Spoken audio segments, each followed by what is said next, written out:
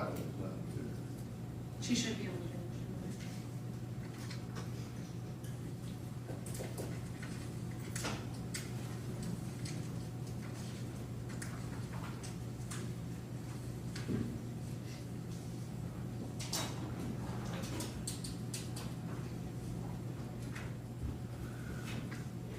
And I told the jury this, that we may go closer to one before we break or even after, depending on what witnesses, just since there's a ceremony, we may need to extend the lunch hour or down the hall.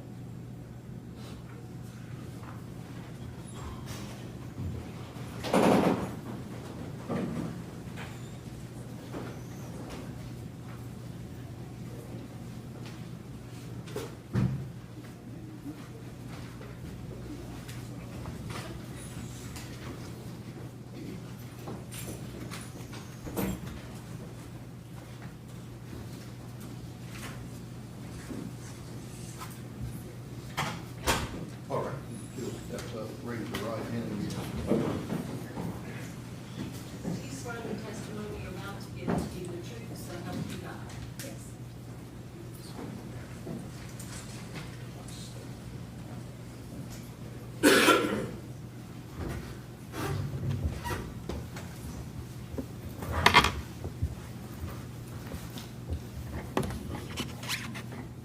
Okay. Good morning, Ms. Dowell. Can you please state and spell your name for the record? Good morning. Yes, my name is Nicole Dowell, Nicoledowell. And Ms. Dowell, where are you employed? I'm currently employed with the Metro Nashville Police Department Crime Laboratory Okay. How long have you been with the crime lab? for 12 years. What is your current assignment at the crime lab? I'm a forensic scientist in the Drug Identification Unit.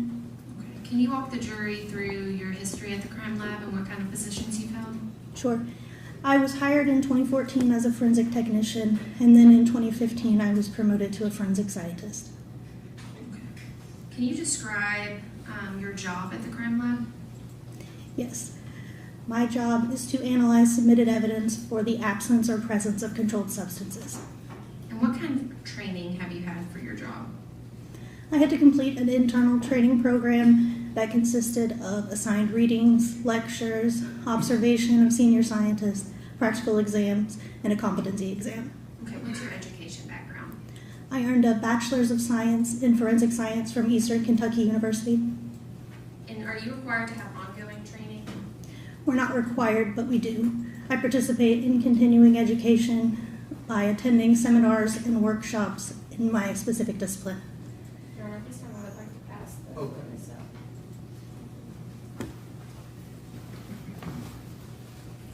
Thank you. Ms. Dowell, what did I just hand you? My CV. Okay. Have you ever testified in court as an expert in drug ID? Yes, About how many times? approximately 8 times.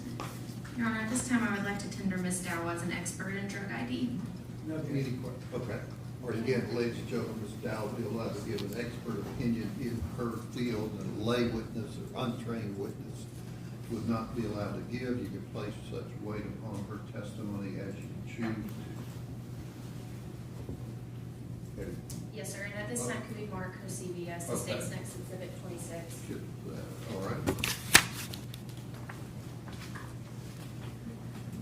Ms. Dowell, were you asked to review evidence relating to a Metro Nashville Police Department complaint number ending in 0532? Yes, Okay. Does the crime lab assign unique lab case numbers to all the evidence it receives? yes it does. Okay, and what was that crime lab number associated with that complaint number I just gave you? Do you have the report? Did you create a report in this case? Yes, I did.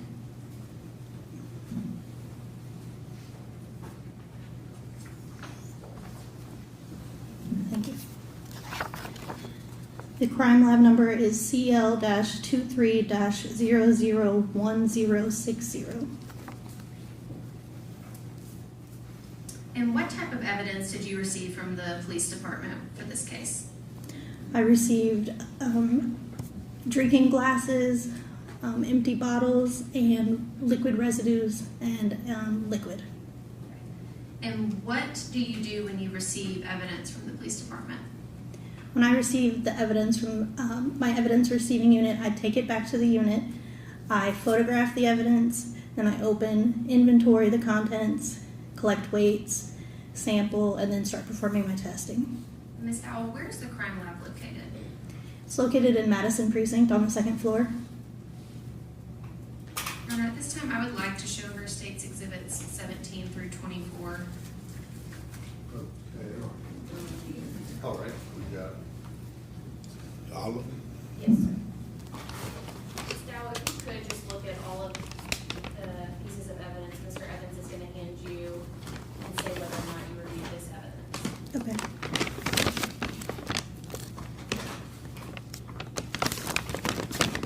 This is submission 008, and yes, I did test this evidence. Okay, what is that?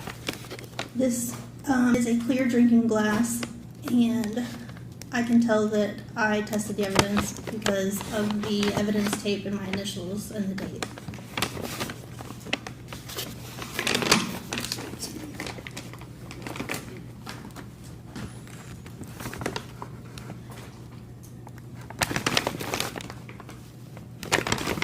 This is submission 007, also a clear drinking glass. And again, I see the crime lab tape with my initials and the date on it, so I did test this evidence.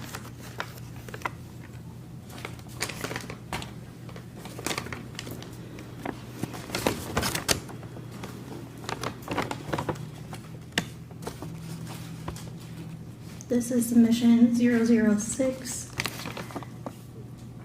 Inside the paper bag were 2 empty bottles. I also can see the yellow crime lab tape and my initials and date, indicating I tested this item.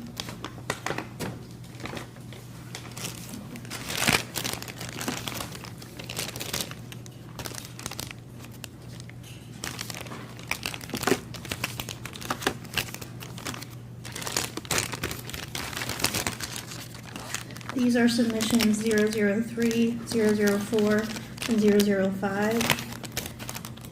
They are amounts of liquid said to be removed from drinking containers.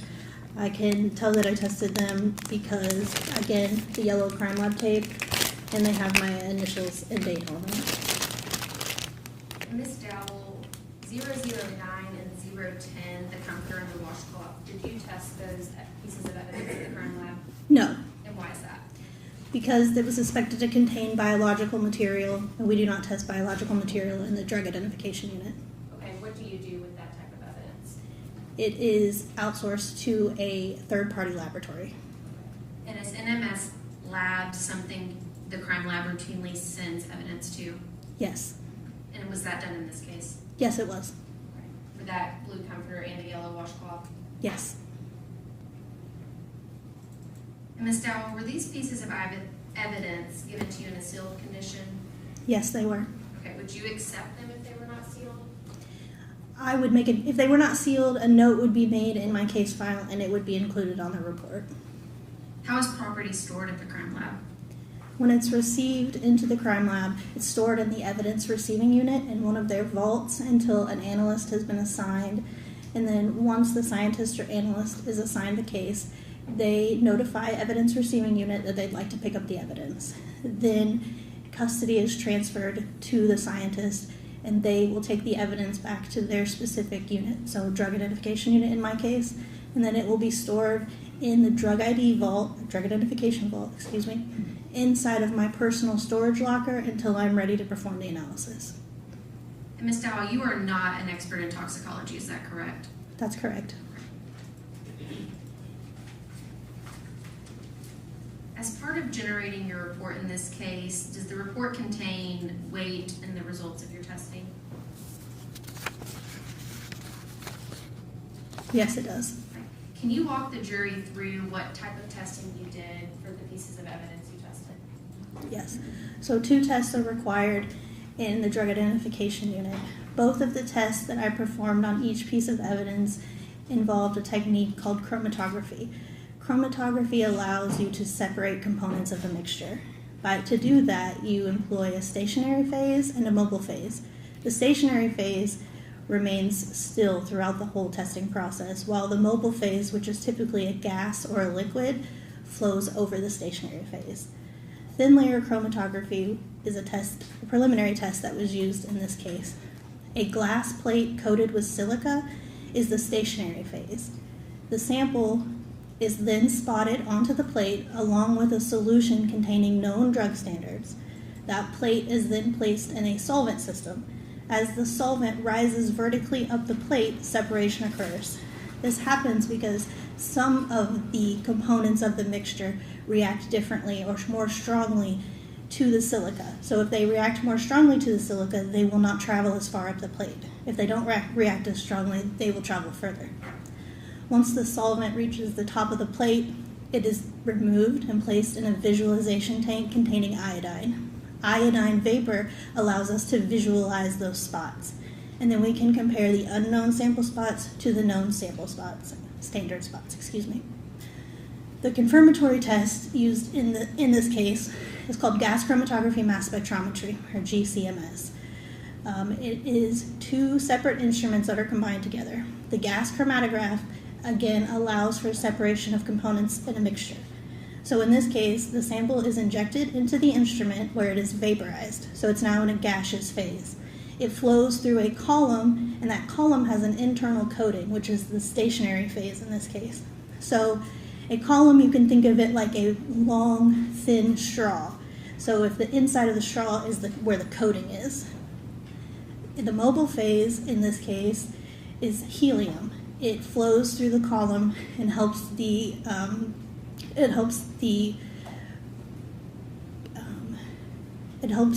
components of the mixture travel through the column. Again, it depends on how strongly each component reacts to that column coating, how long it will take to travel through the column. Once it travels through the column, it enters into the mass spectrometer, where it is then bombarded with electrons, and it fragments. That fragmentation pattern is unique, and we can compare that to known drug standards. And can you tell the jury what the screening method is? Yes, so the screening method is what we use on the gas chromatograph mass spectrometer. It allows for us to screen for a wide variety of controlled substances. Okay, and is cocaine one of those substances that it would screen for? Yes. Okay. And that was done in all the pieces of evidence other than the comforter and the washcloth? Yes. And Ms. Dowell, were you able to detect any sort of substance in all of the pieces of evidence you examined? I didn't detect any controlled substances in any of the items I tested.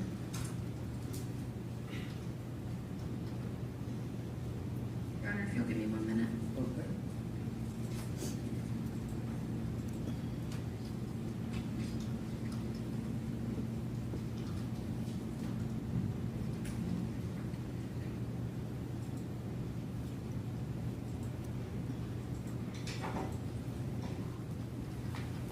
Ms. Dowell, can you walk the jury through if any type of evidence would have been rinsed out or anything like that, if substances would have been picked up? Yes, so there was a clear drinking glass that didn't appear to have any residue. There was no visible residue or contents.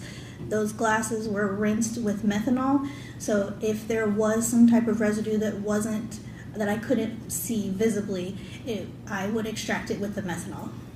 Okay, and if these pieces of evidence had been rinsed out prior to the crime lab, is it likely substances would have popped up? If they had been rinsed prior to coming into my possession? Yes, ma'am.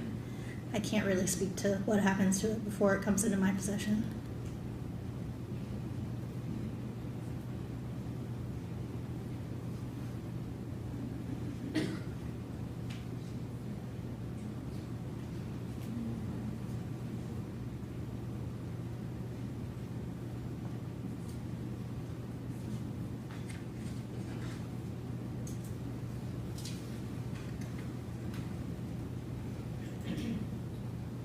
Ms. Dowell, my question might have been confusing.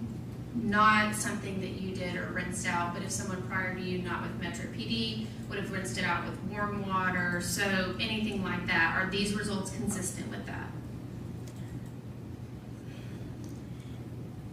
Potentially, if the glass contained some kind of controlled substance and it was washed with water, that could remove some of that controlled substance, yes. And what else could remove controlled substances from any sort of drinking glass? I mean, if it's a physical amount of solid material, you could just pour that amount out. It just depends on what it is and how much of it is there. And you testified previously that the drinking glass did not look like it had anything in it. Is that correct? Yes, that's correct. Okay. And out of the liquids, you have a red liquid, a light pink liquid, and a clear liquid. There was no substances found in that either. Is that correct? That's correct.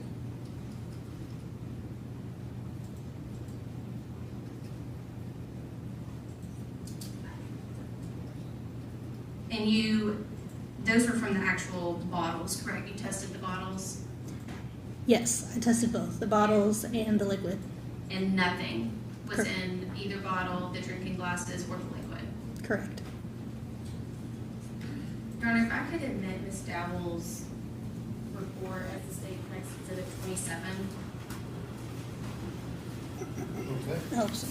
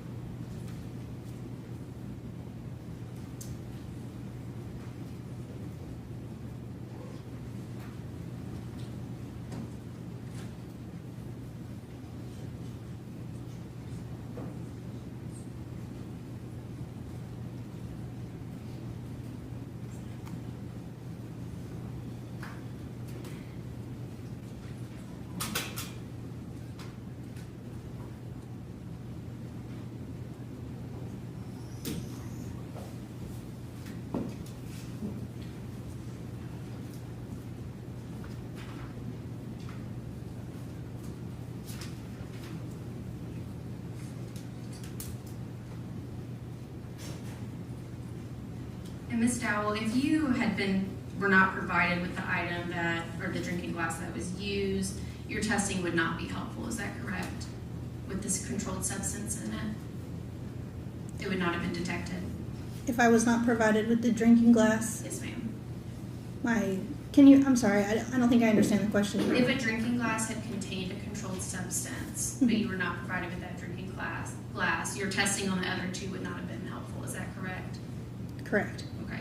And if the controlled substance had been in the clear drinking glasses, the two you were provided with, but had been rinsed out with water, warm water, cold water, soapy water, it would have removed, it is possible and highly likely that it would have removed that controlled substance. Yes. All right, I'll over the objection. She's answered it. Any other questions? No, sir. That's the state's. All right, question on behalf of Mr. Taylor. Yes, thank you. May I see the exhibit 27, please?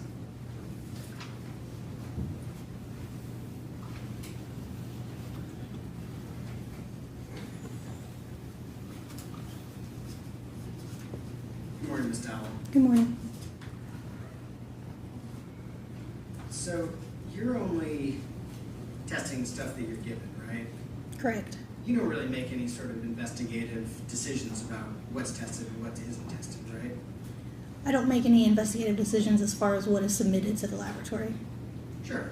So things are submitted to you and you test what's submitted, right? Correct. May I publish Exhibit 27 Sure. to Ms. Dowell?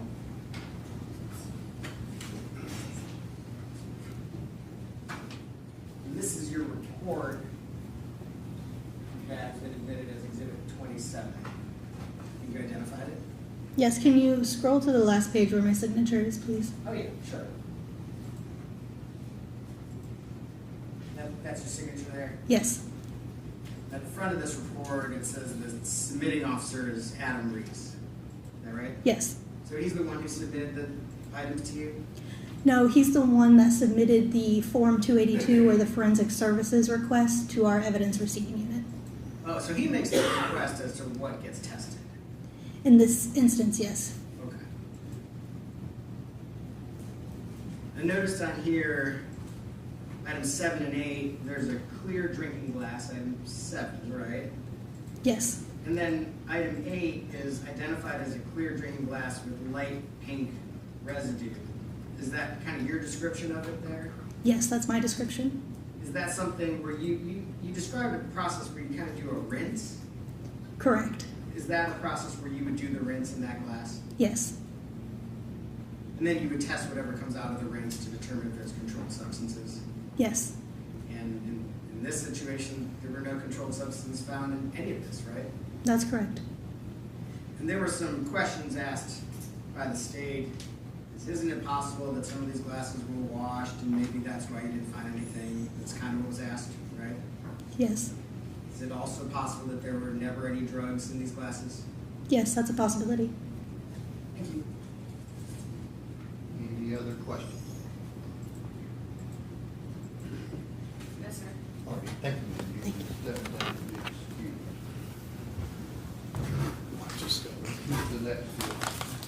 The next witness is Detective Tom Miller.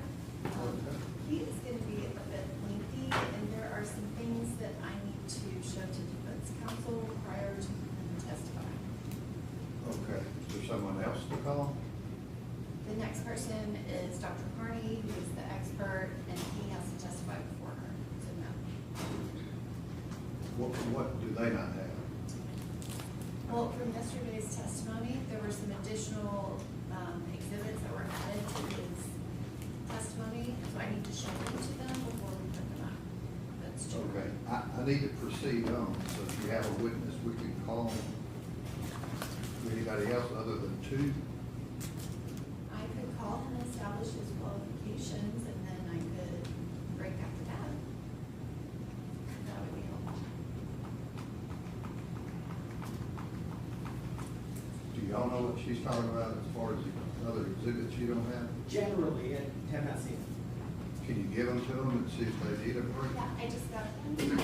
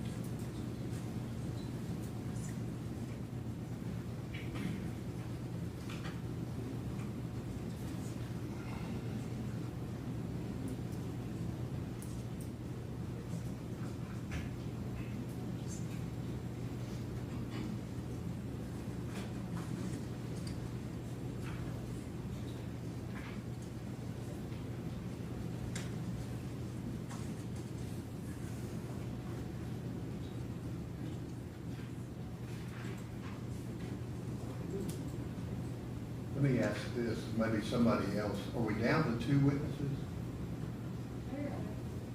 Okay, is there someone else